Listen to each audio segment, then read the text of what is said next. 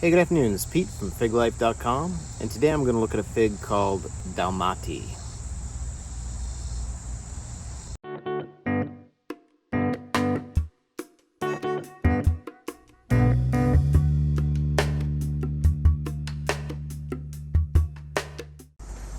Hey, it's Pete from FigLife.com, and today I'm going to look at a variety called Dalmatie.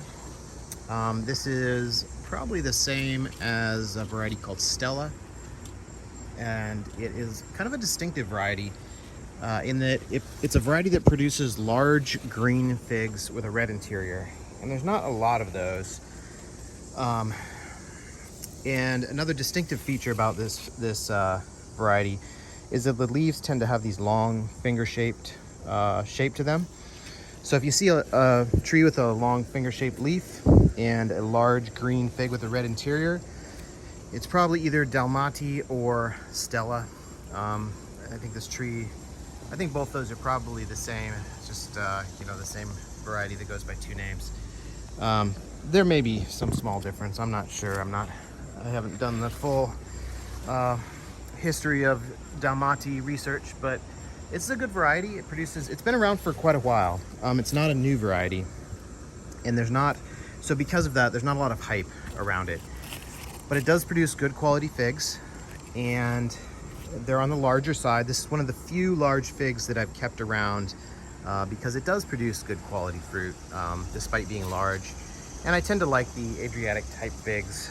I guess you could call this an Adriatic type, maybe.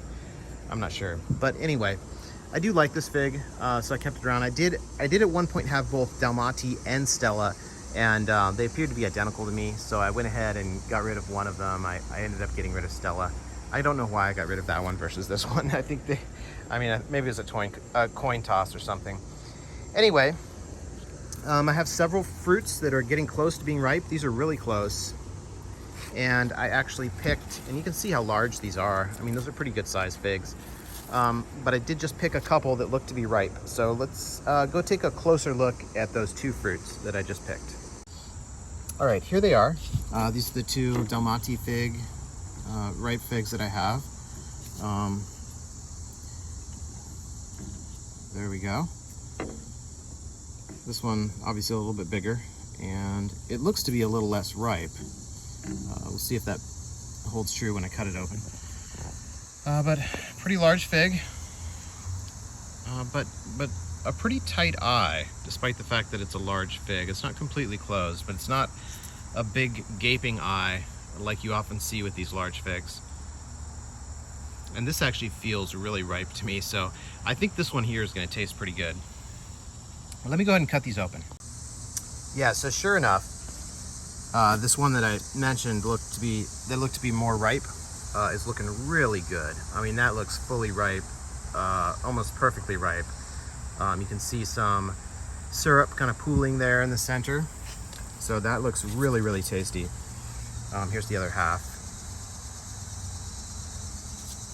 And then I have this one. This was the larger one that was more of a light green, or more of a green flavor. It didn't quite have the sugar spotting that the other one did. And you can see this still looks, this looks edible, and I didn't get any latex or anything off of this, but clearly not as well ripened as the other one. So let me go ahead and try these two figs. All right. Oops. So let me cut these up into quarters because this is a large fig. So it'd be like, I think I'd spoil my dinner if I ate all of this. So I'll just eat half. I'll save the other half for the kids. All right, I'll start with this one that clearly is not as ripe, but still looks pretty good.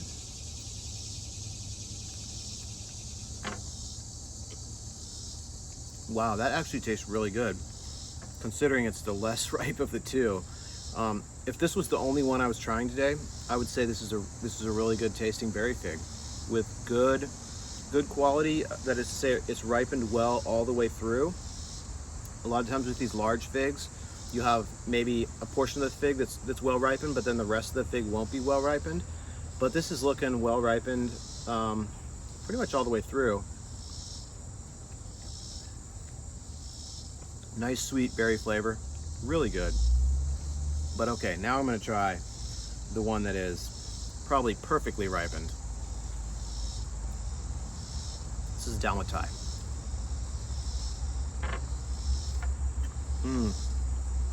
Wow. Just super juicy. I mean, that was really juicy. It was just like when you bite into it, and plus it's so big, you know, when you bite into it, it's like the juice just like is just like squirting down your throat because there's just nowhere for it to go because there's so much of it. And it's like a syrup. It's like, you know, like the syrup from like you'd put in a snow cone or something, you know, just that real thick, really sweet syrup.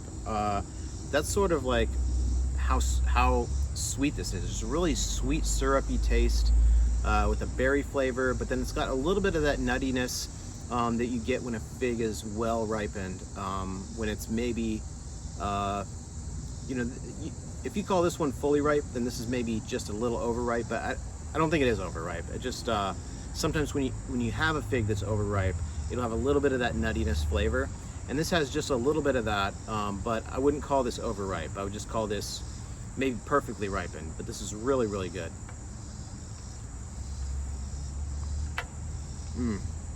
Yeah, imagine if there was like a Dalmatie snow cone, and you just have the syrup on there, and before the syrup has a chance to really absorb into that snow cone, you're just like, just a mouthful of syrup. That's sort of like what that tastes like, just a mouthful of syrupy berry goodness, just delicious. And amazing that a fig this big can have such a great flavor, and also kind of amazing that you don't hear more about Stella or Dalmatie. I think just because it's been around for so long, you know, people are looking for the next new great thing. But if you're looking for a good big berry fig at a reasonable price, you know, that you can get without selling a car or something, this is a great choice, because really good flavor. In fact, I might say this is the best Dalmatie or Stella fig that I've ever had. This is really good, and it's in its 3rd year now, and I think that makes the difference, because the last time I had this fig, it was in its 1st year, because last year I didn't actually get any figs off this tree.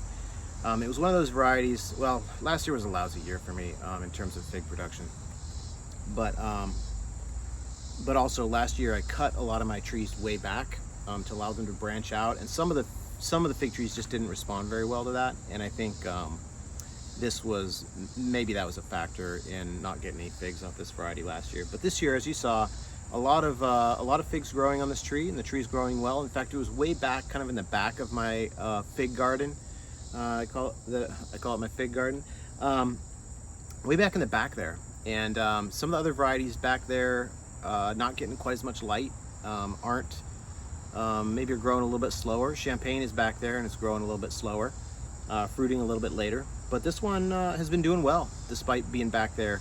Now, bear in mind, I did give all my figs a head start in a greenhouse. So it's, I think, August 25th today. So you can't necessarily expect to be getting these great quality figs in Northern Virginia on August 25th, unless you have a greenhouse. But still, even without a greenhouse, you know, I think you can expect to get ripe figs off this tree in my climate. It'll just be a little later. It'll be later in the season. But yeah, a lot to say, I guess, about this fig. It actually surprised me. This probably being the best fig. In fact, let me eat the rest of this. In fact, this being the best fig I've had off this tree so far.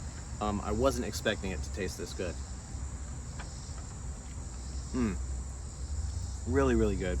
So it just goes to show that you can get great figs, you know, great fig varieties without necessarily getting the brand new hottest fig out there with the most hype around it, because you don't hear a lot of hype around this fig, but it's really good. So that was Dalmatie. If you like this video, please hit subscribe and check out my website, www.figlife.com.